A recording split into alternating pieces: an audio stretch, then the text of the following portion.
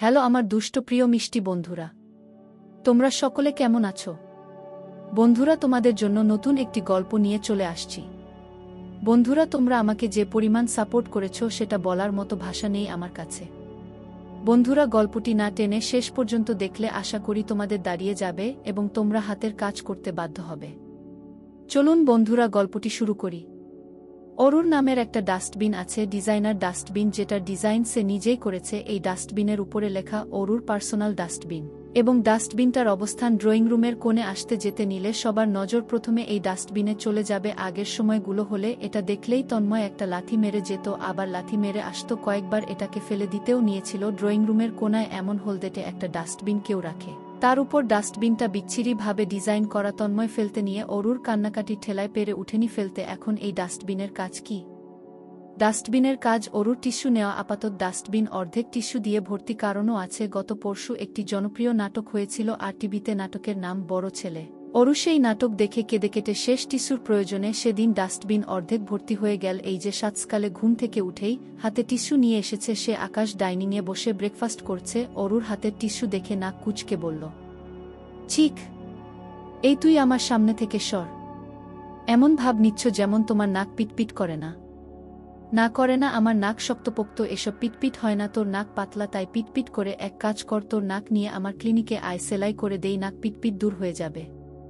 অরু কষ্ট পেল। মনের দুঃখ এবং নাকের পিটপিট নিয়ে মুখ গোমরা করে ফেলল। মুফতি বেগম আঁচলে হাত মুছতে মুছতে এগিয়ে আসছেন। আকাশকে চোখ রাঙিয়ে বললেন, এই তুই খেয়ে তাড়াতাড়ি ভাগ, মেয়েটার পিছু লেগে থাকবি না একদম। অরু তুই বস, খেয়ে নে। আকাশ ব্রেড চিবুচ্ছে, চিবানোর ফাঁকে বলল, ও এখনো দাঁত ব্রাশ করেনি, মা খাচ্চোর মেয়ে।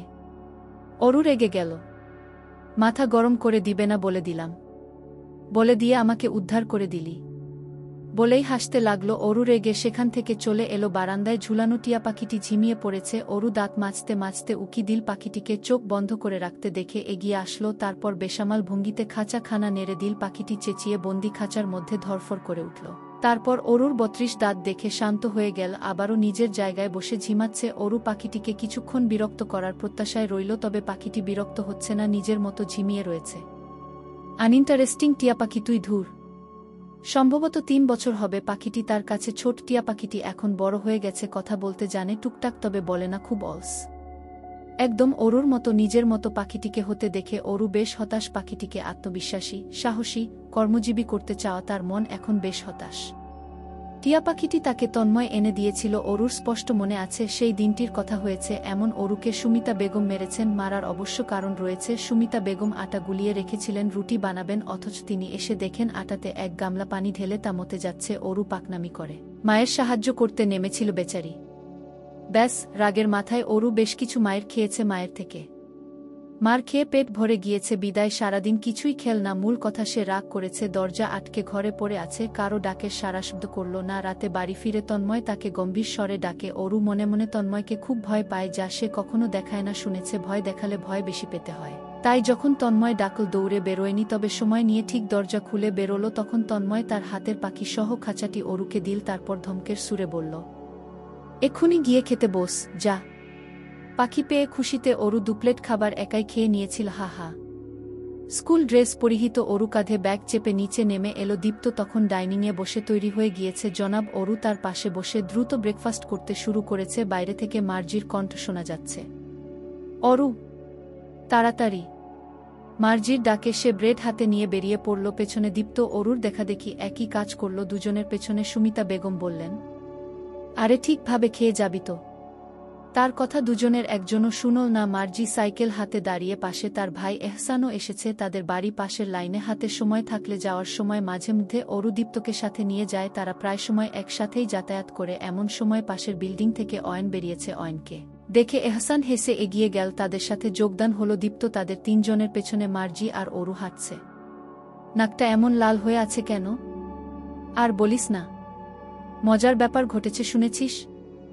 অরুর নিরাশ চোখ জোড়া জ্বলজ্বল করে উঠল। কি?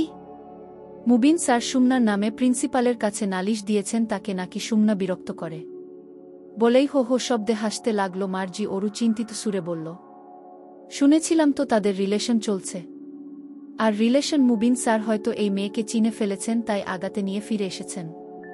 তারপর প্রিন্সিপাল কোনো অ্যাকশন নিয়েছে? বাবা মা আনতে বলেছেন, হয়তো আজ তোর মামা মামি আসবে কলেজ। অরুর কপাল জোড়া কুঁচকে গেল। সে তার মামা মামিকে একদম পছন্দ করে না, নানি বাড়ির কাউকে পছন্দ না, তার সবাই ওত পেতে থাকে তার মা বাবার মধ্যে ঝামেলা পাকানোর জন্য, কিন্তু তার যাবে বলে মনে হয় না, তোর জন্যই দাঁড়িয়ে। মার্জির কথায় যুক্তি আছে। অরুর মাথায় দুষ্টু বুদ্ধি চাপল, গোলগাল চোখ করে প্রশ্ন করল, বাঙ্ক দিবি? চল ঘুরতে যাই। দীপ্ত চেঁচিয়ে উঠল, খবরদার, আমি কিন্তু বিচার দীপ চাচ্চুকে দিস। আপাতত তুই যা, ভাগ। দীপ্ত চোখ রাঙাল, তোমরা না গেলে আমিও যাচ্ছি না। আচমকা তাদের পেছনে অয়ন এসে দাঁড়ালো, নিচু সুরে বলল, আমিও তাহলে আজ বাঙ্ক দ্বীপ ভাবছি। খুশিতে অরু সাতসকালে চাঁদ দেখতে পারছে, কিন্তু কথা হলো, কোথায় যাবে? দুশ্চিন্তায় থাকা সে হুট করে বলল, আপুকে সারপ্রাইজ দিতে যাই আপুর অফিসে। এটা কেমন হবে? আশপাশ ঘুরতে ঘুরতে যাব, আমাদের ঘোরাফেরাও হয়ে যাবে। রাজি হলো সবাই। সঙ্গে সঙ্গে অরু, অয়ন, দীপ্ত, মার্জি একই গন্তব্যের জন্য রওনা হলো। নিজেদের সাইকেল নিয়ে স্টেশনের সামনে এসে থামল। অরু বলল, অয়ন ভাইয়া, তুমি রাস্তা চেনো? আমি কিন্তু চিনি না। সমস্যা নেই, আমি চিনি, চল।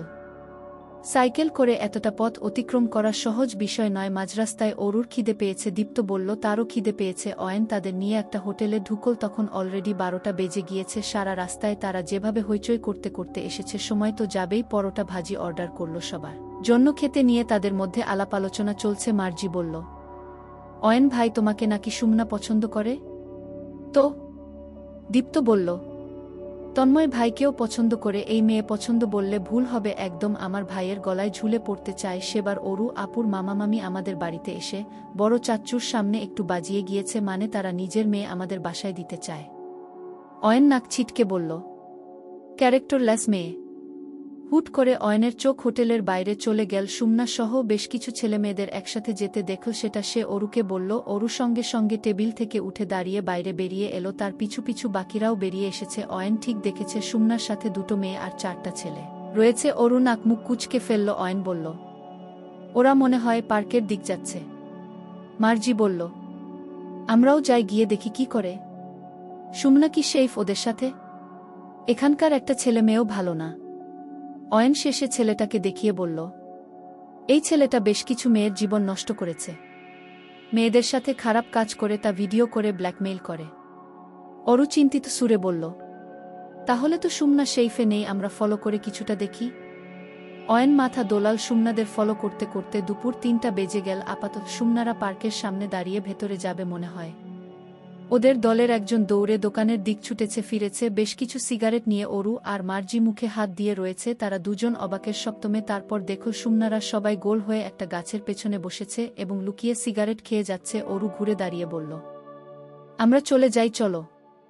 ঘুরে ফিরে আবারও স্ট্যান্ডের সামনে এসে দাঁড়িয়েছে তারা। মেইন রোড ধরে সবাই সাইকেল করে পাল্লা লাগালো যে যত দ্রুত যেতে পারে। অয়ন সর্বপ্রথম, তারপর অরু, তারপর দীপ্ত পেছনে। মার্জি তাদের সাইকেল পাল্লা থেমেছে 3য় বাস স্ট্যান্ডের সামনে, আর 3-4টা বাস স্ট্যান্ড পার করতে হবে। অয়নের পেছনে তারা আবারও চলল সাবিহার অফিসের সামনে পৌঁছাতে নিয়ে। সন্ধ্যা হয়ে গিয়েছে, পৃথিবী অন্ধকার, চাঁদ ডুবে গিয়ে আকাশে মেঘ জমেছে, বৃষ্টি হবে মনে হয়। আবহাওয়া খারাপ। আশ্চর্যজনকভাবে সাবিহাও তখন বেরিয়েছে খেতে তার ব্রেক টাইম রোজগার মতো। তন্ময়ও সেই মুহূর্তে বাইক নিয়ে থেমেছে সাবিহার সামনে, আর তন্ময়ের সামনে 4 সাইকেল। তন্ময়ের নজর পেয়ে অরু ঘাবড়ে গেল, সাইকেল ধরে রাখা তার হাত শক্ত হয়ে গেল। সাবিহাও কিংকর্তব্যবিমূঢ়, সে অরুদের দিক যেতে নিচ্ছিল, আর তখনই নেমেছে তুমুল বৃষ্টি, ভিজিয়ে দিচ্ছে উপস্থিত সবাইকে। তন্ময়ের চোখমুখ শক্ত, বাইক থেকে নেমে এগিয়ে আসলো। এখানে কেন তোরা? দীপ্তর কোনো কিছুরই পরোয়া নেই এখন, সে তার সাইকেল ফেলে তন্ময়ের কোলে ঝাঁপিয়ে পড়ল। কেঁদে কেটে তন্ময়ের শার্ট ভিজিয়ে দিচ্ছে। ঠিক কত মাস পর সে তন্ময়কে দেখছে, হিসেব নেই। এদিকে বৃষ্টির মধ্যে হুট করে ঝাঁকড়া চুলের দীপ্তকে কোলে নিয়ে দাঁড়িয়ে তন্ময়। তার রাগ কিছুটা কমে গেল দীপ্তর কাণ্ডে। এখন অরুকে চোখ রাঙাবে নাকি দীপ্তকে শান্ত করবে বুঝে উঠতে পারছে না। সাবিহা সবাইকে তাড়া লাগালো, বলল, স্ট্যান্ডের ভেতর দাঁড়া, ভিজে যাচ্ছিস।